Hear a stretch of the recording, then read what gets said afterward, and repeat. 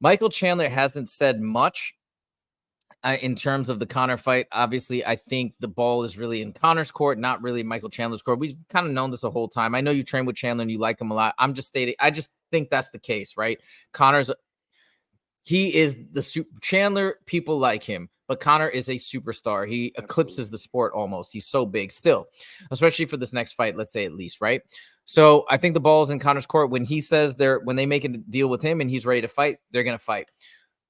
Michael Chandler hasn't said too much, but he did finally break his silence and do an interview with TMZ yesterday. So I'm going to jump around a little bit and just share some of the clips. I don't want to share too much stuff from the UFC because we've been dinged before, and they enforce the people that use clips from the UFC pretty strictly. They don't like it, and we have to pull the video. So TMZ should be more chill. Let's watch a little bit of this interview, and then we're going to talk about it. I mean, you could respond, like I responded, hey, Conor, the sport will move on without you. It has moved on without you for 3 years.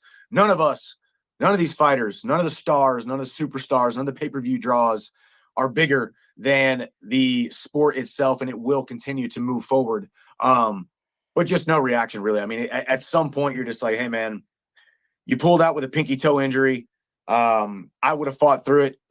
Steve, you probably would have fought through it. I think more than anything, if we can fight in December, let's do it. I'm in. But the fact of the matter is I've stayed ready since I left training camp for that June 29th fight, and I am staying ready to take a fight, any fight, if this fight doesn't look like it's happening in December.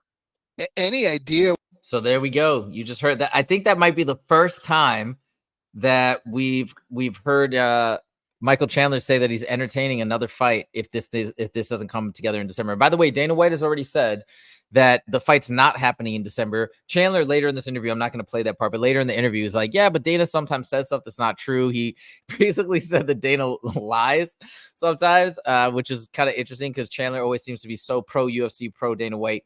But anyways, he seems to think that there's still a chance. But what do you make of this? What do you foresee happening now that Chandler's opened the door to potentially another fight before the end of the year?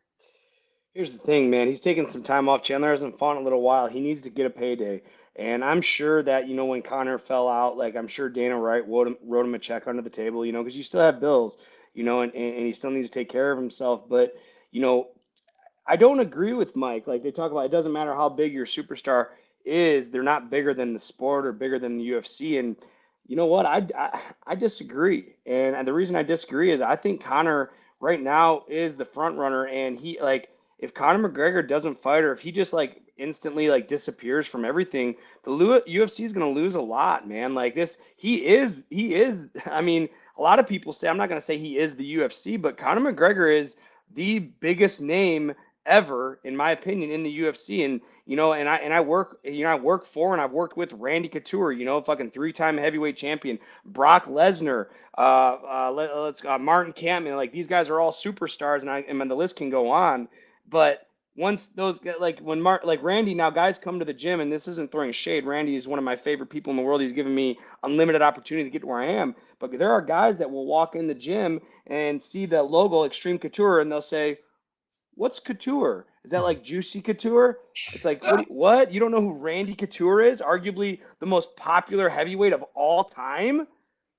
But there's nowhere in the world that you can go and say Conor McGregor's name, and he hasn't fought in 3 years. Everybody knows who he is, whether you're an MMA fan, whether you're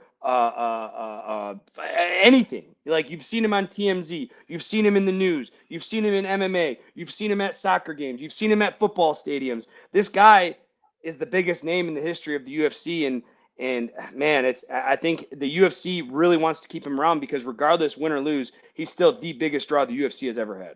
Massive. And it's exciting, and he brings the excitement. Did I tell you I was going back and watching some of his old interviews from 2015, 2016?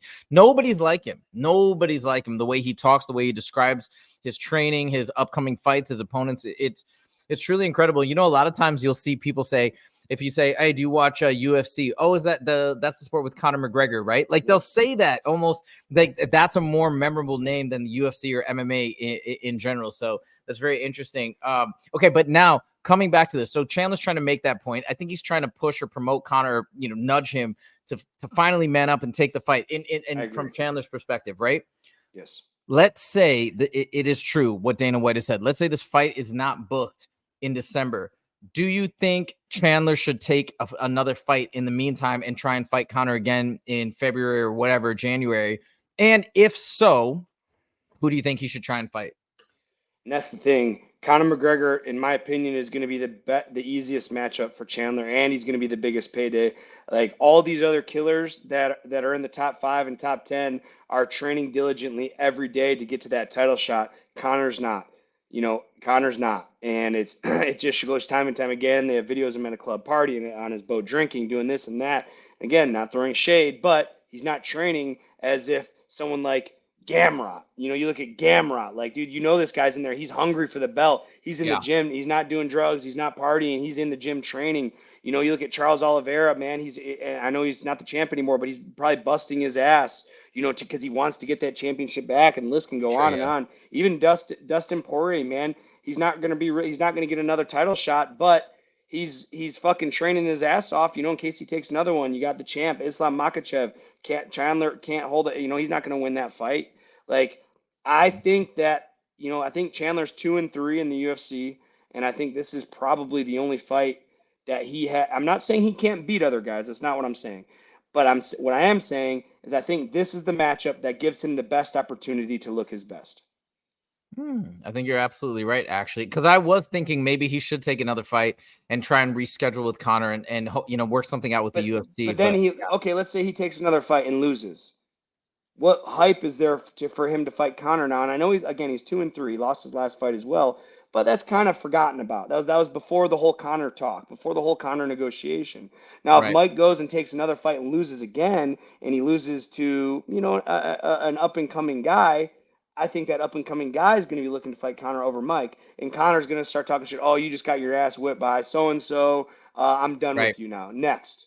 So, Fair. I mean, this is a part where Mike has to tread lightly because he needs he doesn't need it, but I'm sure he wants the matchup with Conor stylistically, and it's going to be his biggest payday. There's nobody else that he can fight that he's going to get a bigger payday than Conor McGregor. All right, fair point. You convinced me because I like I said, I was leaning the other way, but that makes sense. Yeah, I guess he should wait. It just sucks, man. I do feel super bad for Mike Chandler and how long he's had. Don't get me wrong. I'm sorry to cut you off. I'm not saying he should wait or he's going to wait. I'm not saying that. But what I am saying is who else is Mike going to beat? Right. And I'm not saying he can't. He can beat anybody. Can win at that level. Anybody can win on any given day. But who does he have a distinct advantage over?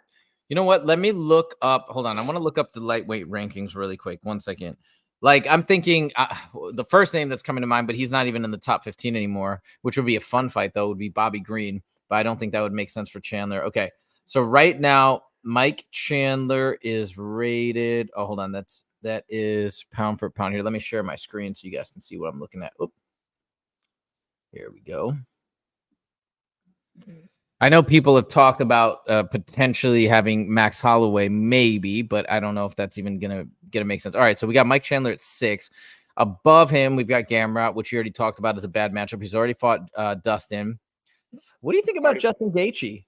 Dude, they had one of my most favorite fights of all time. Gaethje, what am I talking about? Chandler, it was fucking incredible fight. Oliveira knocked Chandler out, and Oliveira. Armin Tsarukyan. Yeah, Armin Tsarukyan. I don't know. He's a killer. He's crazy. That's a tough fight. Why is he at lightweight? Oh, I'm sorry. That's the ranking. I thought. Never mind.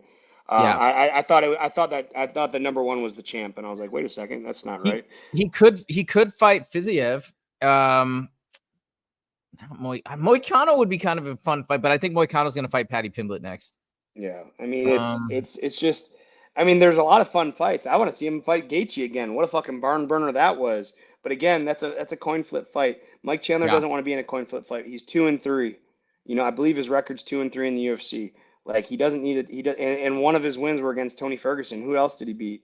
Dan Hooker. Dan Hooker. Yeah, he knocked Dan Hooker out. I mean, okay, so he beat a guy that's not ranked, and he beat a guy that's ranked 12th, and he's lost every other fight, I believe. Yeah, close. He almost beat Oliveira, but yeah, and then it just kind of had this slide. All right, well, I think your point makes sense. I think then let's see what happens. Let's keep our fingers crossed. Maybe Chandler's right. maybe Conor versus Chandler will happen in December. Wow. If that does, what a way to close the year. That would be incredible. And let's just pray that they get Conor in camp, get him focused, and we see A+ Conor. That would be the greatest Christmas present, end of the year present ever. So let's keep our fingers crossed. Let's hope, everybody. All right. And Western Mass Climber says the rankings don't look good at all from Mike. Yeah. I mean, I think that's kind of what we just saw. So it is what it is.